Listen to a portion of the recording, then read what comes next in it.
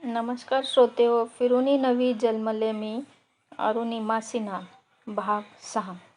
आपल्या पक्षाचं सरकार आलं की माझ्या प्रकल्पाला सर्वतोपरी सहाय्य करण्याचं आश्वासन त्यांनी दिलं आणि वरती किंचित हसत ते म्हणाले, इतर राजकीय नेत्यांसारखं मी हे विसरणार नाही, विश्वास ठेव.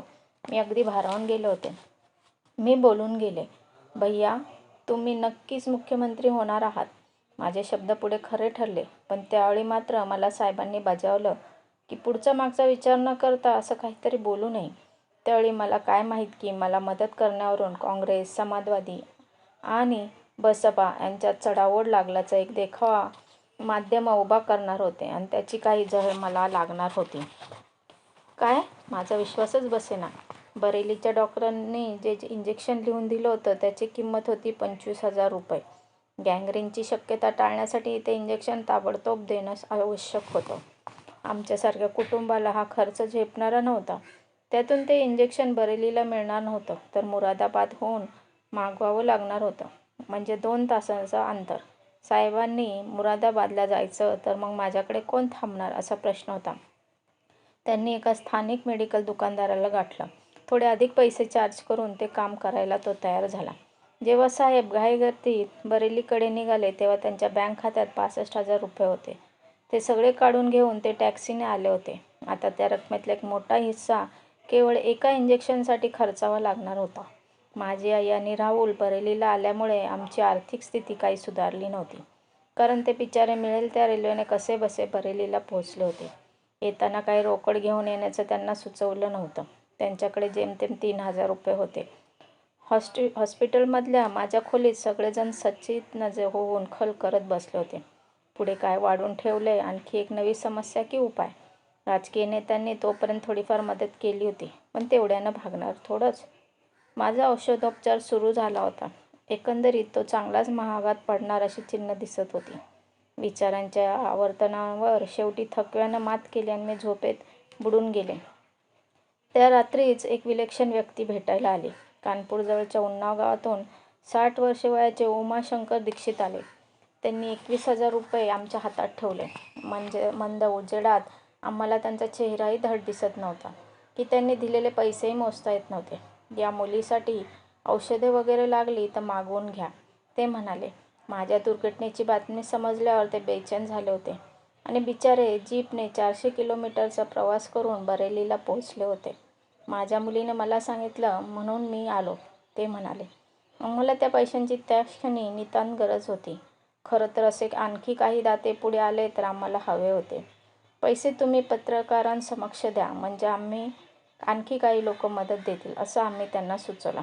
पण त्याला त्यांनी विनम्रपणे नकार दिला. त्यांनी दुसरी मोठी मदत देऊ केली. मी असं ऐकलं आहे की अपंगांसाठी एक क्रीडा संकुल उभं करण्याचा तुझा विचार आहे. फारच चांगली कल्पना आहे. तू आधी बरी हो.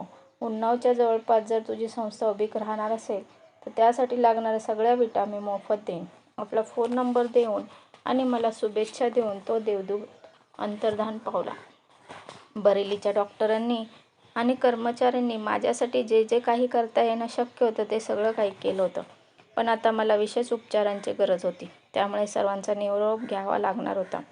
लखनौ मेडिकल कॉलेजमधल्या ट्रॉमा सेंटरला मी जावं असं अखिलेश यादव सुचून गेले होते, कारण तिथे कितीतरी चांगल्या आणि विशेष सुविधा उपलब्ध होत्या. 2.5 दिवसांपूर्वी मी बरेलीच्या इस्पितळात एक सामान्य रुग्ण म्हणून दाखल झाले होते. पण माध्यमांच्या अविरत प्रसिद्धी कल्लोळामुळे आता सगळ्या देशाचं लक्ष माझ्याकडे लागून राहिलं होतं. 14 एप्रिलला ॲम्ब्युलन्समधून मी लखनौकडे निघाले. तेव्हा पाठोपाठ वाहिन्यांच्या व्हॅन्सही ते होत्याच. 4 तासांचा तो प्रवास मला कठीण गेला, कारण खड्ड्यातून गाडी जाताना बसणाऱ्या प्रत्येक धक्क्याबरोबर कळा येऊन मी ठणाणा करत होते. माझ्या जखमांवर घातलेले टाके अजून अगदी ताजे होते आणि त्यातून प्रत्येक धक्क्यागणिक रक्त ठिबकत होतं. आम्ही त्या ॲम्ब्युलन्सच्या ड्रायव्हरला सारखं सांगत होतो की बाबा हळू चालव, पण तो रस्ताच असा होता की त्याचाही नाईलाज होता. त्या वेदनामय प्रवासात बरेचसे टाके उसवलेही. अखेर एकदाची मी लखनौच्या ट्रॉमा सेंटरला पोहोचले आणि तिथल्या जनरल वॉर्डमध्ये दाखल झाले.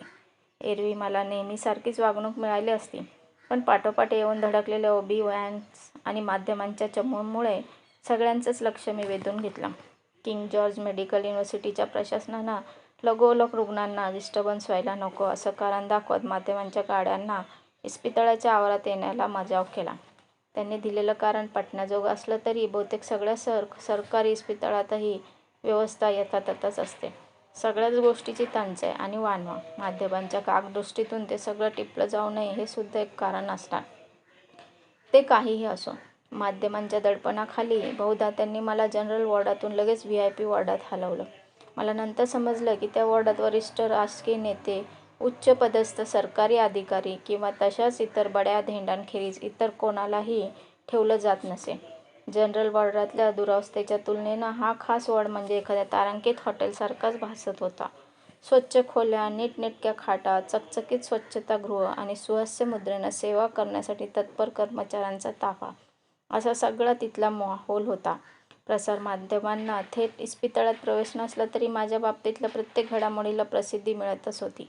त्याचाच परिणाम म्हणून की काय, अतिमहत्त्वाच्या व्यक्ती आणि इतरेजण अशी मला भेटायला येणाऱ्यांची एकच रीघ लागली. त्यात मंत्री आणि वरिष्ठ अधिकारी होतेच, पण छोटे-मोठे सामाजिक कार्यकर्ते, पेज 3वर झळकणारे प्रतिष्ठित बिल्डर्स, इंजिनियर्स, क्रीडापटू हे सुद्धा होते. बसपा सरकारमधल्या अयोध्यापाल, रामअचल राजभर यासारख्या मंत्र्यांनी येऊन मला सर्वतोपरी मदत करण्याचं आश्वासन दिलं. त्यापैकी राजभरांचा प्रतिनिधी मला बरेलीलाच भेटून गेला होता. CISFचा एक अधिकारी काही जवानांसहित आला. त्यांनी माझ्यासाठी रक्तदान केलं. काही सामाजिक संस्थांच्या प्रतिनिधींनी येऊन मला आर्थिक मदत देऊ केली. उदाहरणार्थ TP हवेलिया या क्रीडाप्रेमी कार्यकर्त्यानं 5,100 रुपयाची मदत केली. या सगळ्या धामधुमीमुळं इस्पितळाचं प्रशासन मात्र चांगलंच सतर्क झालं होतं. वरचेवर कोणीतरी VIP भेट द्यायचा आणि जाताना माझी चांगली देखभाल करण्याच्या सूचना देऊन जायचा. त्यामुळे माझ्यावरच्या उपचारांबाबत कुठलीच हयगय होत नव्हती. लखनौच्या डॉक्टरांनी माझ्या डाव्या पायावर दुसरी तातडीची शस्त्रक्रिया केली, कारण तूर्त तरी सर्वांचंच लक्ष त्या पायावर आणि गँग्रीनच्या शक्यतेवर केंद्रित झालं होतं. उजव्या पायावरचे उपचार काहीसे पुढे ढकलले गेले होते. नंतर कृत्रिम पाय बसवला की मला माझं दैनंदिन जीवन जगता येईल असं मला डॉक्टरांनी सांगितलं. देशातल्या सर्वोच्च व्यक्तींपर्यंत माझी बातमी पोचल्याचं पत्रकारांनी मला बरेलीलाच सांगितलं होतं. पण दिल्लीत काय घडामोडी चालल्या होत्या ते मला कळलेलं नव्हतं. उत्तर प्रदेश काँग्रेस समितीच्या अध्यक्षा रीटा बहुगुण आम्हाला भेटायला आल्या. त्यांनी सांगितलं की काँग्रेस अध्यक्षा सोनिया गांधी आणि पंतप्रधान मनमोहन सिंग यांच्या आदेशानुसार देशाचे क्रीडा मंत्री अजय माकन मला भेटायला लवकरच येणार आहेत आणि 2-1 तासातच ते आलेही. अजय माकन आपल्यासोबत दिल्लीच्या all India institute of medical सायन्सच्या तज्ज्ञ डॉक्टरांचं एक पथक घेऊन आले होते. त्यांनी माझी सगळी हकीकत शांतपणे ऐकून घेतली, माझे सगळे आरोग्य अहवाल तपासून घेतले आणि पुढच्या उपचारांसाठी आणखी किती कालावधी लागेल असं डॉक्टरांना विचारून घेतलं. जाताना ते म्हणाले, तुझी संमती असेल तर इथून पुढचे सगळे उपचार आपण दिल्लीला एम्सच्या इस्पितळात करूया. घाई नाहीये. तू शांतपणे विचार करून निर्णय घे.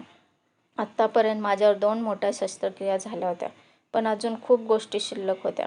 पुढचे अनेक महिने मला सतत उपचार घ्यावे लागणार होते. काय करावं या विचारात मी गढून गेले होते. लखनौच्या डॉक्टरांनी माझ्यावर उपचार उत्तम चालवले होते. शिवाय आमचे नातेवाईक किंवा मित्रमंडळी सर्व लखनौतच किंवा नजीकच्या गावात होते. आमची आर्थिक बाजूही तशी डळमळीतच होती. दिल्लीत आमच्या ओळखीपाळखी नव्हत्या, त्यामुळे दिल्लीला जावं किंवा नाही यावर आमचा विचार-विनिमय कदाचित आणखी किती काळ चालला असता कोण जाणे. पण तेवढ्यात दैनिक जागरण या हिंदी वर्तमानपत्राची एक महिला पत्रकार मला भेटायला आली. आता तवा चांगला तापलेला आहे. आणखी वेळ न दवडता तो दिल्लीची ऑफर घेऊन टाक. इथल्यापेक्षा एम्स हे कितीतरी चांगलं इस्पितळ आहे. प्रसारमाध्यमांचं दडपण काही कायमचं राहणार नाहीये. सध्या सगळ्या देशाचं लक्ष तुझ्यावर लागलंय. हीच संधी आहे. तुझ्या भविष्याचा प्रश्न आहे. त्याच्याशी खेळू नकोस. साहेब त्या पत्रकाराचं बोलणं लक्ष देऊन ऐकत होते.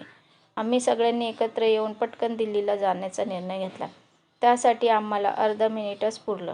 एव्हाना अजय माकन त्यांच्या लाल दिव्याच्या गाडीपर्यंत पोचले होते आणि मागचा दरवाजा त्यांच्यासाठी उघडून एक सेवक उभा होते. तेवढ्यात साहेब सरजी सरजी असं मोठ्यांदा ओरडत त्यांच्या दिशेने धावले. चकित होऊन माकन थबकले आणि त्यांनी मागे वळून पाहिले. धापा टाकतच साहेबांनी त्यांना सांगितले, सरजी आम्ही दिल्लीला जायला तयार आहोत. आमचं ठरलं. क्षणार्धातच मंत्री उत्तरले, ठीक आहे, मी तुमची सगळी व्यवस्था करते. तोपर्यंत तुम्ही तातडीनं तयारी करा. ज्या शांतपणे आणि तत्परतेने त्यांनी सगळी व्यवस्था केली ते पाहून आम्ही अगदी चकित झालो. रीटा